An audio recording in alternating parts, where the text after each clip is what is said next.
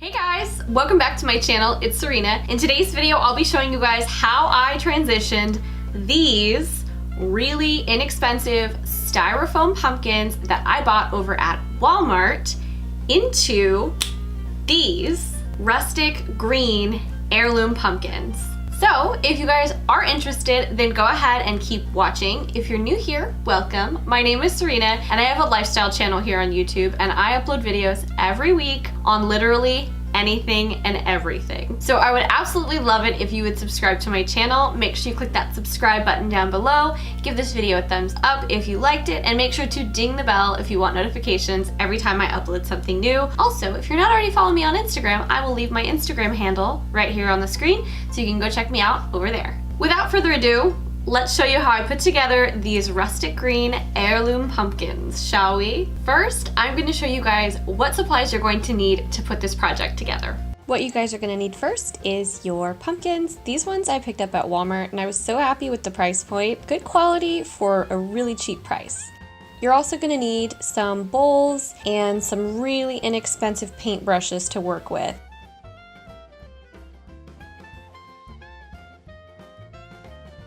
So as far as your paint goes, you have a bunch of different options. If you want to spend the extra coin, by all means, pick up a chalk paint. Chalk paint has a really good, very opaque finish, and you're only going to need a couple of coats to really get your desired opaqueness. Now, me personally, I'm kind of a cheapo, and I knew that I wouldn't have a ton of use for this color of paint in the future. So what I did was I went to Hobby Lobby and I picked out the cheapest that I could find of these little acrylic paints. Now this is the Anita's all-purpose acrylic paint. If you guys want to know the exact colors that I use, I will read them off to you right now. They were about 98 cents a piece, which I was very happy with because I was not trying to spend a ton of money. I wanted to see how far I could go with really inexpensive paint, and it turns out it worked out great. So this is the Anita's all-purpose acrylic paint. This is in Dew Green, so it's kind of like a nice soft limey pastel color. I've got another one here. This is the Decor Americana acrylic paint. This is in light lime. So these are my two light colors here. These darker ones here are the Anita's all-purpose, both of them. And this olive green is called Olive Green. It's a nice dark earthy green. And then this one is called Artichoke Heart. So you can see those ones are a little bit darker. But basically all four of these marry really well together. And I used all four of them intermittently mixed on their own to really layer so that I could get a different multi-dimensional finish to all of my pumpkins. Now, the darker green pumpkins, I went with more of a speckled look. I feel like that does really look pretty realistic, and I really like the way it turned out with the speckling. I just think it's really pretty, and it reminds me of like the speckling on like zucchini and squash and all that stuff, so I really liked doing that with the darker ones. And then with the lighter pumpkins, I went ahead and I wanted to make them look very, for lack of a better word, I wanted them to look really dirty and just kind of gritty and very heirloomed. So I stuck with leaving them without speckles, but I really used a lot of a dry brushing and multi different colors of paint that I mixed together to get this nice kind of aged heirloom look. And I'm really, really happy with the way that they turned out. You're gonna cut off the tags to your pumpkins and just toss those and get them out of the way. Next, what you're going to do is you're going to rip the stems off your pumpkins.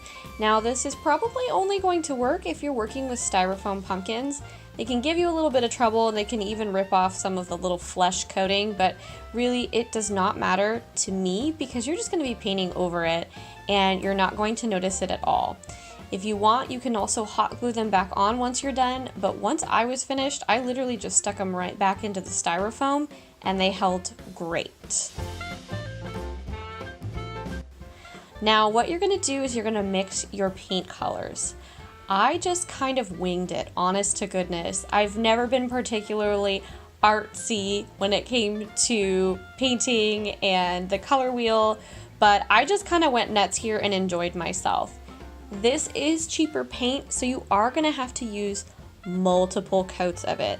So kind of just prepare yourself for it to be an all-day or a 2-day long project that you're just going to be able to set aside and pick up whenever you feel like it. I mean, put some Hocus Pocus on, put it on the coffee table, and just kind of paint and let it dry while you're munching on some popcorn and watching some Halloween movies, which is exactly what I did. Now, it is kind of difficult for you to cover the entire pumpkin at any one given time because obviously it needs to rest on something. So I literally just had a lot of patience and I went ahead and painted the top side and then started on my other pumpkins, painted their top sides, and then ended up just painting the bottoms as I went. So it was a long process, but really honestly, it's just something that you can do in between doing stuff around the house and doing housework, which is, like I said, watching movies, washing dishes, doing stuff around the house. So it really ended up not being that bad. Plus, me personally, I feel like doing a little art project is kind of therapeutic and fun.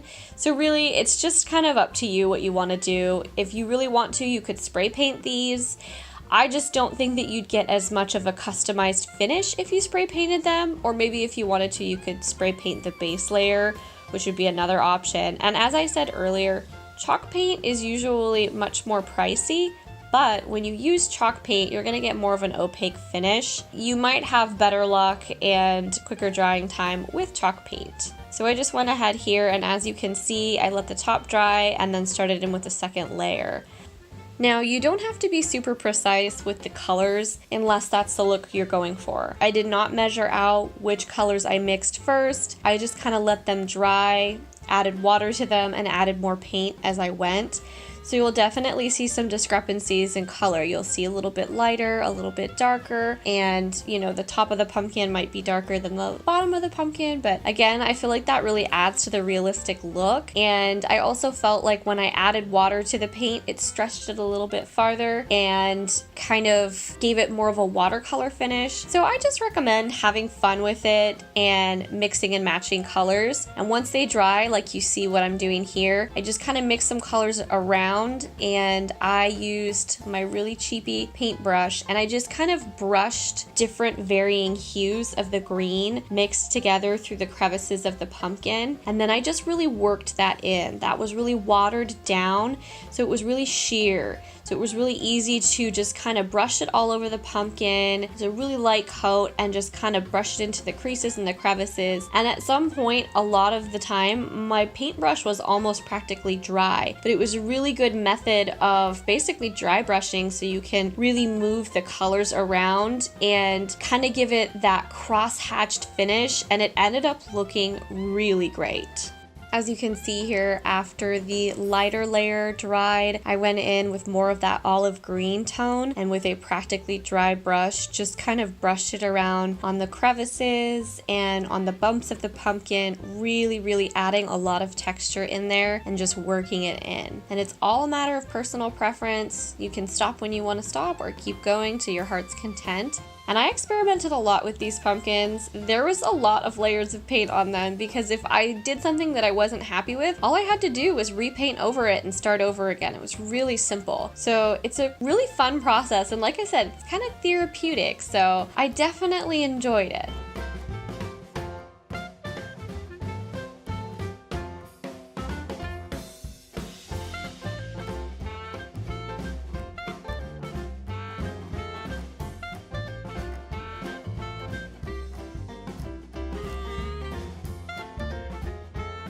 Now for the speckling method, this is super simple. All you have to do is get some really watered down light paint, and you're just going to take your fingers and flick the bristles so that they splatter a little bit of paint onto the darker surface. Like I said, it's a personal preference. I really like the way this looks because it really reminds me of squash.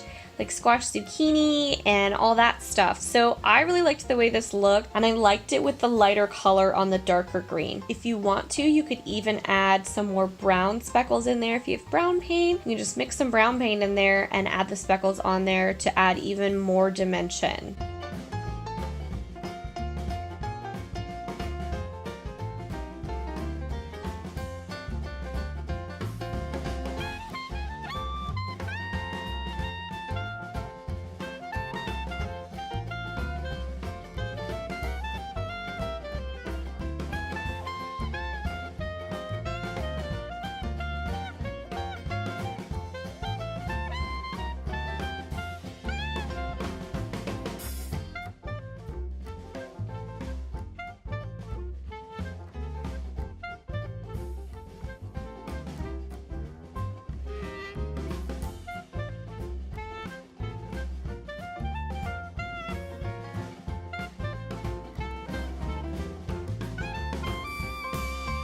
And here you have your end result, these gorgeous matte rustic heirloom pumpkins. I love the green. Don't forget, you guys don't have to stick to my color palette. If you guys want, you guys can do blue, pink, orange, yellow, whatever. Sky's the limit. I'm just really digging the green and the white this fall. All right guys, that's it for today's video. I hope you guys enjoyed it. Be sure to subscribe if you're not already subscribed, and ding the bell if you want notifications every time I upload something new. Don't forget, give this video a thumbs up if you liked it, and if you have any friends that you think would like this video, make sure you share it with them. And if you guys want more fall content right now, be sure to visit my fall playlist and my Halloween playlist if you guys have not seen that already. I've got a bunch of videos on there from last year, and I'll have more for you guys this year. Thanks so much for watching. I love you guys so much, and I'll see you in the next video. Mwah! Bye!